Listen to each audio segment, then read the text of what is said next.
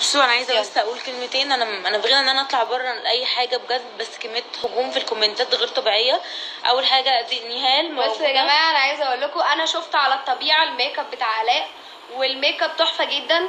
طبعا الايديت اللي بيتعمل هو اللي بيغمق الصور، فلا الميك اب غير اللي في الصور تماما، ومش زي ميك اب كاتب الكتاب، ومش زيه نهائي. ده لوك وده لوك تاني مختلف، بس الايديت اللي مخليهم الاتنين زي بعض. ماليش علاقه باي فوتوغرافر هيخش يعمل ايديت للصور ويبين نفس الالوان بنفس الوان الروج بنفس تسيحه البشره، دي انا ماليش علاقه بيها خالص. فالصور اللي بتنزل دي مش بتاعتي، ودي حد من الموجودين من الفرح. الميك اب مختلف. انا شفت يا جماعه ان الميك اب لا مختلف جدا، انا ما اتعبش في ميك اب والصور غير الميك اب.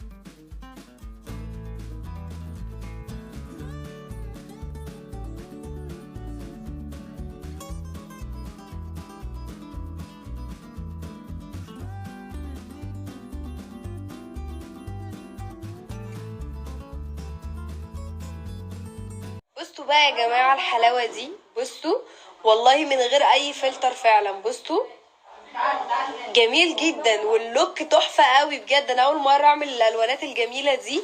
بصوا، وانا كل مره عايزه اقول لكم لما بحط ميك اب مع اي ميك اب ارتست كنت بحط فلتر عشان الميك اب بيبقى فيه تشققات، انما المره دي انا مش حاطه اي فلتر عشان الميك اب عاجبني جدا بصراحه.